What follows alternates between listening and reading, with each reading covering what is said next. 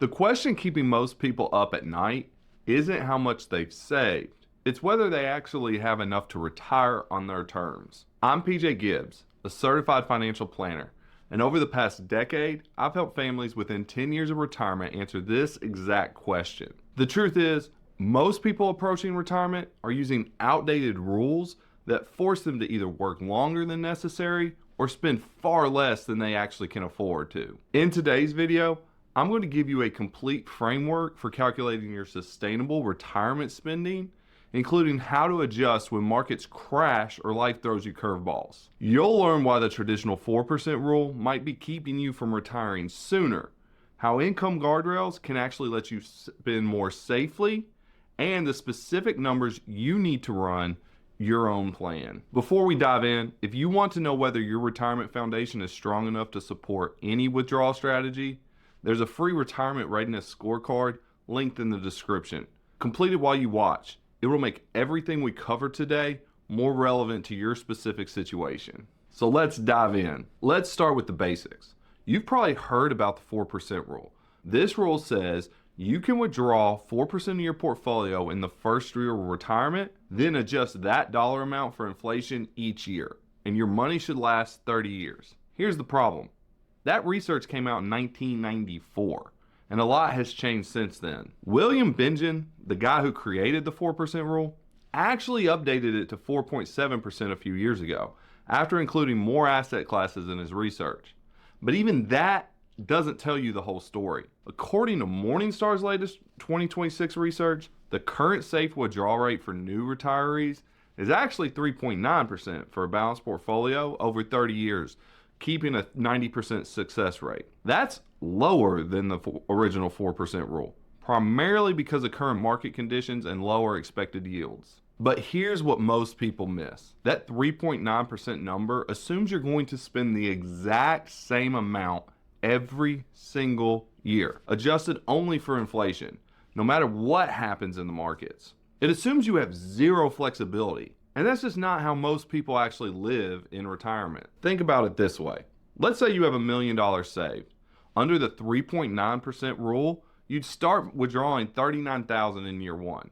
The next year, if inflation was 3%, you'd take out $40,170, regardless of whether your portfolio went up or down. This approach is incredibly conservative, which is why research from 2026 shows that retirees willing to be a bit more flexible can actually start with withdrawal rates approaching 6%. The key word is flexible, and there's a specific framework that tells you exactly how flexible to be and when. Here's where retirement planning gets really interesting. Instead of locking yourself into a rigid percentage, there's a more sophisticated approach called the income guardrails. This concept was pioneered by researchers Jonathan Guyton and William Klinger, and it's designed to protect you from both running out of money and dying with too much left over. Here's how it works. You set up bands around your withdrawal rate. Think of them like guardrails on a highway. You establish an upper guardrail and a lower guardrail, typically about 20% above and below your starting withdrawal rate. Let's take a real example. Say you retire with $1 million and decide on a 5.4% withdrawal rate. That's $54,000 per year or $4,500 a month. Your lower guardrail might be set at 4.32%. That's 20% below the 5.4. And your upper guardrail at 6.5%, 20% above. Here's the key. You only make changes when you hit these guardrails. If the market crashes and your portfolio drops to $830,000 while you're still taking out 54, your withdrawal rate is now 6.5%. That's below your lower guardrail. So you implement a spending cut, typically around 10%. Your new spending now becomes $48,600, and you reset the guardrails around this new amount. Now on the flip side, if markets are strong and your portfolio grows to 1.4 million while you're still taking out 54, your withdrawal rate has dropped to 3.8%. You're now being too conservative and leaving money on the table. The upper guardrail triggers a raise, maybe 10%, bringing your spending to $60,400. This dynamic approach gives you clarity when things go wrong. You're not guessing whether to cut spending or stick with your plan. The guardrails tell you exactly when and by how much to adjust. According to recent research, this approach can support initial withdrawal rates of 5.2% to 5.6% for portfolios with 65% or more in equities. Now, let's get practical. Building your retirement spending plan starts with knowing exactly what you need to spend. And I mean really knowing it, not just guessing. First, separate your expenses into two buckets: essential and discretionary. Essentials are expenses like housing, healthcare, utilities, insurance, and groceries. These are non-negotiables. Discretionary expenses are travel, entertainment, helping the kids, that golf membership you've always wanted. This distinction is critical because it shows you where you have flexibility. Most financial planners will tell you that you need 70 to 90% of your pre-retirement income. But I found that that's too generic. The real number depends on your specific situation. For someone earning $63,000 before retirement, that might mean needing $44,000 to $57,000 per year in retirement. Next, map out any guaranteed income sources. This is money that comes in every month no matter what happens in the stock market. Social Security is the big one for most people. If you have a pension, that counts too. Some people use annuities to create additional guaranteed income. Here's the key. You want your guaranteed income to cover as much of your essential expenses as possible. Let's say your essential expenses are $75,000 per year. If Social Security and a small pension provide $50,000, you only need your portfolio to generate $25,000 for essentials. That's a much more comfortable position than needing your portfolio to cover all $75,000. Then comes the tax piece, and this is where a lot of people leave money on the table. You've got three types of accounts, and they're all taxed differently. There's traditional IRAs and 401ks, which are taxed as ordinary income when you take the money out. Roth accounts are tax-free if you follow the rules. And taxable brokerage accounts are subject to capital gains tax, which is typically lower than ordinary income tax. The order you pull from these accounts matters enormously. Generally, you want to pull from taxable accounts first because of the favorable capital gains rates, then traditional accounts, and you want to save the Roth for last so it can keep growing tax-free. But there are situations where you might want to do Roth conversions in low income years or strategically harvest capital gains when you're in the 0% capital gains bracket. Once you get those three pieces right, the expenses, guaranteed income, and withdrawal sequencing, you've built the foundation. Now, let's talk about when it happens when markets test it. So let's talk about the fear that keeps most people up at night. What if I retire right before a crash? History shows us it's a legitimate concern. In 2008, retirement accounts lost roughly 30% of their value. People who experienced that right before retirement delayed their planned retirement date by an average of 2.5 months. The 2000.com crash caused the sharpest household wealth decline in roughly 25 years at that time. This is called sequence of returns risk. The danger that a sharp market decline in the early years of retirement does lasting damage to your portfolio. When you're withdrawing money during a downturn, you're selling shares at low prices.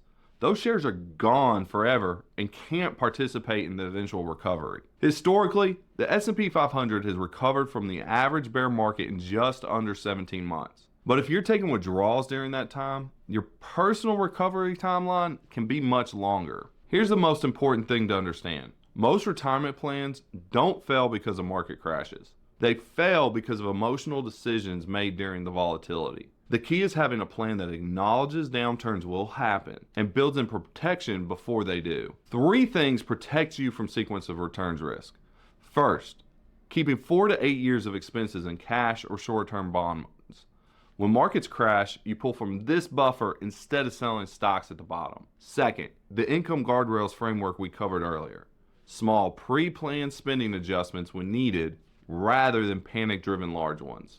Third, guaranteed income covering most of your essential expenses. If Social Security and a pension cover your must-haves, a market crash only affects your discretionary spending, making it much easier to cut back temporarily without jeopardizing your core lifestyle. Here's something most retirement calculators miss. Your spending isn't going to be the same throughout retirement. Research from the Center for Retirement Research found that the average retired household actually cuts spending by about 1.5% per year throughout retirement. This happens naturally. In your 60s and early 70s, what some call the go-go years, You're more active, traveling more, and spending more on experiences. Then things typically slow down in your mid to late 70s.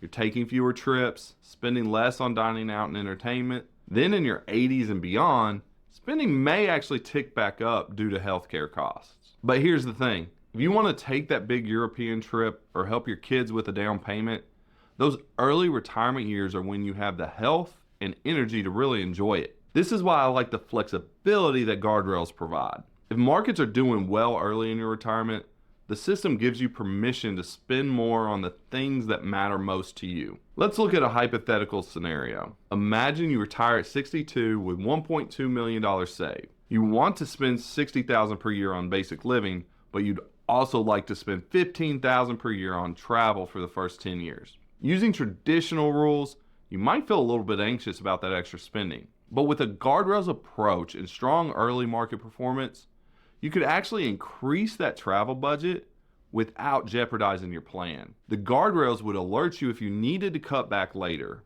On the family side, many of my clients want to help their children or grandchildren, maybe with education costs or a home down payment.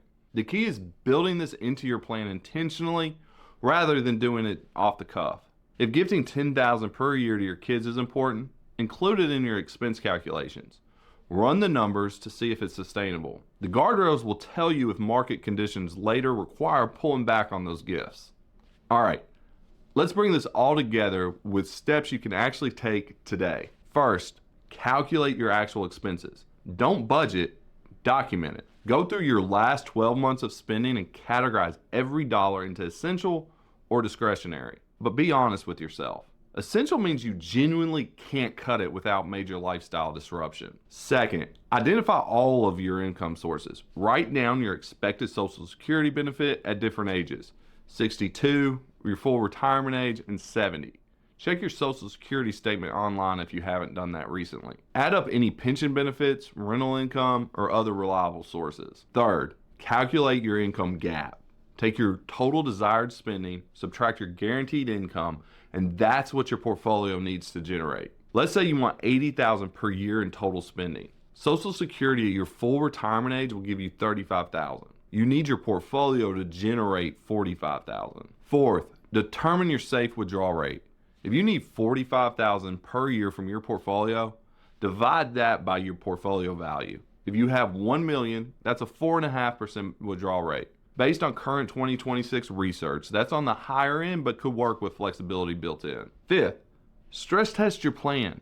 Ask yourself, if markets drop 30% in year one of retirement, could I cut my discretionary spending by 10 to 15% without major hardship? If yes, you have the flexibility for a higher initial withdrawal rate. If not, you might want to work another year or plan for a lower rate. Sixth, factor in healthcare before Medicare. If you're retiring before 65, you need to budget for health insurance premiums and out-of-pocket costs during that gap period. This can be substantial, potentially $1,500 to $2,000 per month for a couple. Finally, write down your withdrawal order, which accounts you'll pull from and in what sequence. Generally, taxable accounts first, then traditional IRAs, then Roth accounts. But run scenarios where you might do Roth conversions in low income years so that you can optimize your lifetime taxes. Before you can determine the right withdrawal rate for your specific situation, you need to know where your retirement foundation stands today. That's the piece most people skip, and exactly why so many people get the withdrawal strategy wrong even when they know the rules. The Retirement Readiness Scorecard is a free tool I built specifically for people within 10 years of retirement. It identifies where your plan is strong and where the gaps are before you make any withdrawal decisions. Most people complete it in under 5 minutes and walk away with more clarity than they've had in years. The link is in the description. Go and complete it. Once you've done that, if you want to talk through your results with me, there's also a link to schedule a call. But with the scorecard, it will make that conversation significantly more valuable for both of us. You spent decades building the assets. Spend the next 5 minutes finding out if the foundation is ready to support them.